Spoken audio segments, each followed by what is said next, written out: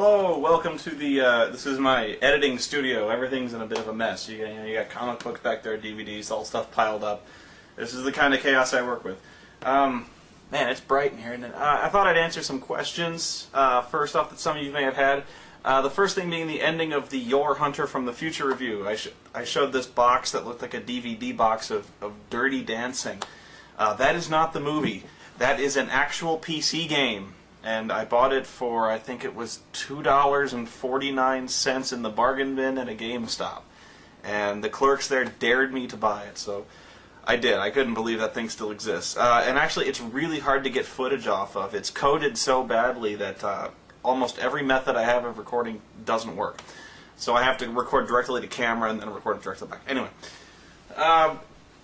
But I would like to talk about the latest phenom that's kind of hit the gaming world, and there's been a huge backlash against the game. It's been just massive. It's been almost universally panned by like almost every critic, except one. And there's one critic only I think that's ever spoken a good word about it, and that's Armic21. I hate to do this to you. I'll say this. This game is. It's terrible. I'm sorry. And the other thing is, like, Clive Barker's Jericho, I played that too. Man, I think you've got a soft spot for those horror RPGs, for those horror games, and I don't blame you. I stand up for a lot of really terrible stuff too. Like, I used to watch a lot of like really bad horror movies. On my website, I review a bunch of like Asian horror movies, even the rare ones. I'm not talking like The Ring. I'm not talking like Jew on the Grudge. I'm talking like the even more obscure stuff, like One Missed Call Before It came over here and got butchered, or Uzumaki is one of my favorites, and nobody likes Uzumaki but me. This game, the story of this game, the thing I think a lot of people may like about it is, one, it looks gorgeous. It has a very unique, very dark, very gothic look, and I think that'll appeal to a lot of people. Two, the soundtrack is, I will admit, probably the most unique and memorable soundtracks I've heard in a game since, the early NES days. It's really quite something, and it's really cool that this version is included with a soundtrack.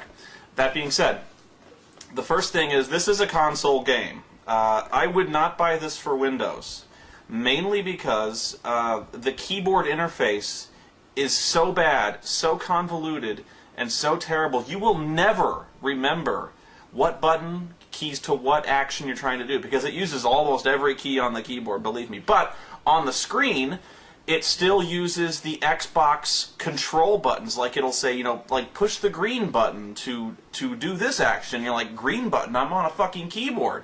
What do I do? So, I actually do have my Xbox Live controller hooked up to my computer, and I was just using this to play that. Plus, on the Xbox, you get achievements, and on this, you get nothing. So, like, the only reason you might want to play this is, if you're going to play it on the Xbox, you get achievements at least. I know achievements don't do anything really, but, whatever. The other thing, what really sinks this game, from top to bottom, is the controls. The controls are, in a word, horrendous. And I'm not just talking about the walking around. The walking around is pretty bad. There's a third-person and a first-person view. I found myself almost always walking around in first-person view to accomplish anything. Shooting things, manipulating objects, walking around, because it was really much easier to use the thumbsticks and walk around in first person. In third person, you walk around like a total klutz. You have to spin around like a turret. The camera switches angles on you all the time. It reverses your direction wherever you're going, and it's really hard to do because every time the camera shifts, your orientation shifts. You get hung up on objects. You don't know what you can jump on and what you can't jump on. Sometimes you'll think you can climb up on things and you can't climb on top of things. Sometimes you'll see a place that you should be able to climb on top of and you run into the dreaded invisible wall syndrome.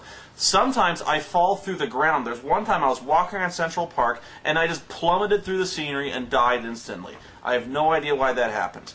Also, with the third-person controls, there are certain areas. The worst part is when you run into this black oil. If you step in the black oil, you die almost instantly. And this represents one of the most irritating areas of the game. Is you'll have to constantly stop and restart. and you won't be able to traverse an area that you think you should easily be able to traverse if the controls weren't so fucking crippled. So the other thing is the inventory. I like it's innovative that you have an inventory that goes in real time, where you look in your jacket and you pull out the stuff you need. And it's very innovative that you can combine almost anything with another thing and create something else that's more useful. The problem is, this idea is never fully developed, and none of the items you create are really all that useful. So you can combine a lot of things, but it's so wasteful all the time that it's often not worth it. You'll create Molotov cocktails all the time, but even then, you don't even really need to do it, and the Molotovs only really come into play when you're solving puzzles. And logically, none of these objects really work. To create flaming bullets, you pour alcohol or gasoline on your gun. I have no idea how that works, and it doesn't work. Your gun would blow up in your face if you tried to do this. You just burn yourself. The other thing you do is you can put double-sided tape around a bottle and then throw it at distant objects, and then the tape is good enough that it will stick to these objects. And you may think you'll be facing these puzzles and you won't be able to solve them because you think in reality there's no way this would work. I'm going to throw this bottle with sticky tape on it onto a creature. That creature will run back to its nest and then detonate. You would never come up with this on your own because it's so logically stupid you would never think of it. Other things you can do, you can tape bullets to boxes of gasoline, and this would cause a bomb. And you think, okay, I tape bullets to a bottle, and thing is though, the only thing that kills any monster is flame. Bullets, if you shoot enough bullets into a creature, it might fall down, but why would you create a bomb? Because often, if you're going to throw a bomb at anyone, really the Molotov cocktail is all you need. It's fire. It'll kill the creature. Putting shrapnel inside the bottle is not going to cause it any more damage, and it's so wasteful. You're wasting all these bullets. You'd rather have the bullets than make the bomb. Why would you tape a blue light to anything? You can. You can tape it to a Molotov cocktail. You can tape it to empty bottles. I have no idea why you do that.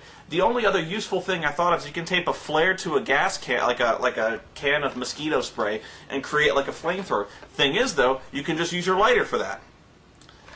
So I don't know why you do that. The fire extinguisher has infinite capacity, and yet a can of bug spray runs out in about 10 seconds of sustained use. So the realism there is all over the map.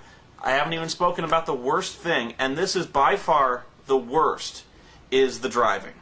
I know a lot of people are complaining about the wrong things when it comes to driving. People are saying the driving is impossible, or it's overly fatal. It's not. It's not. It's very easy. It's actually very forgiving. These stages, oftentimes, it's very clear where you're supposed to go. It's very cinematic, and in that regard, it's impressive. However, you will find yourself having to drive around Central Park through the majority of the game, and the driving is so loose, so badly programmed, so glitchy, so tetchy, that it's just maddening when you're trying to navigate to a place you should be able to go to, and you can't get there because the driving is, again, crippled. For instance, you won't be able to drive over curbs. You know, and if you're talking realism, driving over a curb is gonna fuck your car up if you're doing it too fast. However, I find myself, I run up against a curb, and it just stops. You can't go over it. It's like 4 inches of concrete. You can't jump the fucking curb. I find myself getting stalled out on low slopes, like there's little hills. You can't drive up the hill. You'll find yourself going in forward, going in reverse, going in forward, going in reverse, and then finally, for no reason, your car just lurches forward and you can keep going. Trees are indestructible. I found myself going from 70 miles an hour to 0 instantly because I hit a hedgerow. A hedgerow. I can't drive through bushes? Are you fucking joking? It was unbelievable. And the worst part, the worst thing, the reason I say it's glitchy, you will not believe this. I wish, more than anything, I had a recording of this. Because you would not believe this, and you probably still won't believe this even when I tell you, but I swear to God this is what happened. Okay, this is my car, right? I'm driving down a straightaway, It's completely level. Okay? There's no bends, no curves, no monsters on the road. There is nothing in the road. Okay? I'm speeding down the road, not turning, not doing anything that would cause me to spin out, to fail, or anything. I'm going right down the middle of the road. All of a sudden, my car stops. Like, if you've ever seen Mythbusters, you know where they're trying to do that drive shaft pole vault, where the drive shaft falls out, it hits a pothole, and then it lurches forward? My car goes from 70, all of a sudden it stops, pitches forward. The camera goes into this kind of slow-mo that happens when you crash or you're doing like a really cool jump. Stops, slow-mos, pitches forward, it goes... Goes to an exterior camera where you see my camera like go... It goes to like a 70 degree, like a 120 degree angle. It freezes there. And then, for no reason, it lurches backward, flies into the air, lands on its wheels, and stops. I recovered from that. I don't know what I hit to cause me to pitch forward like that. Physics reversed themselves. I land on my wheels, and I'm fine.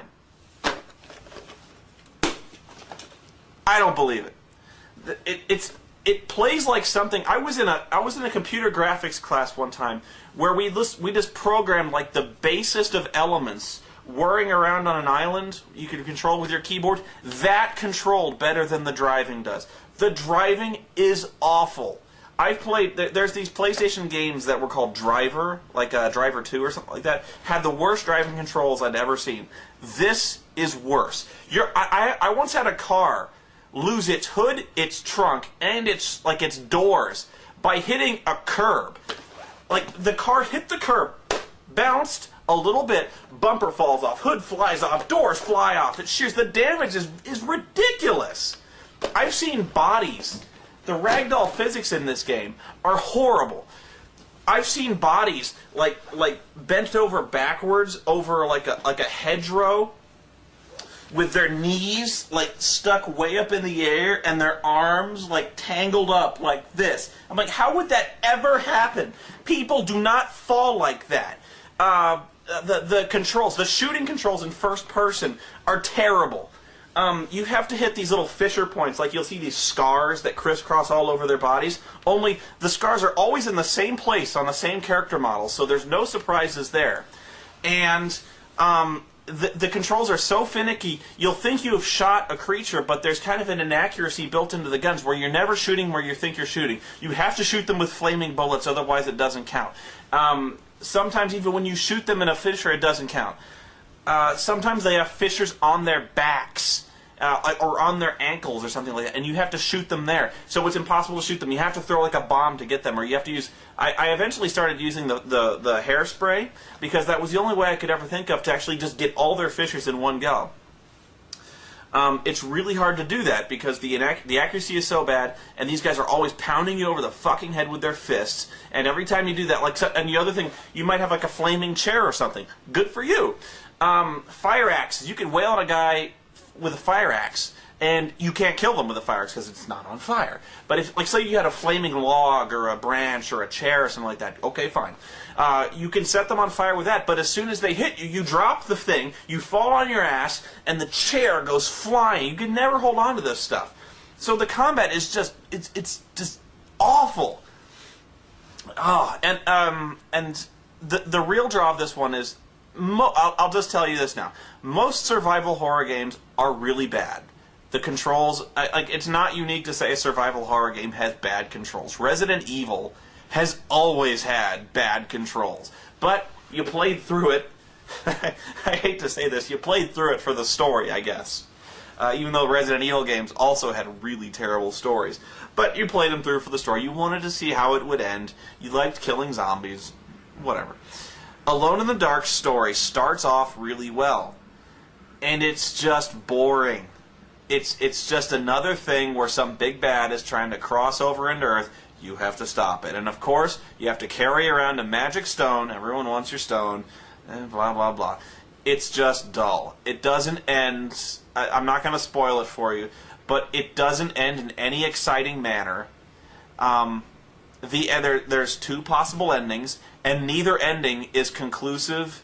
Neither ending is it's kind of like it doesn't resolve anything, and it's confusing. And worse, it just ends really abruptly. It's just like this guy just says a line and the credits roll, and that's it. And you go, well, did I do the wrong thing? Did I skip something? No, that was the ending. It just stops.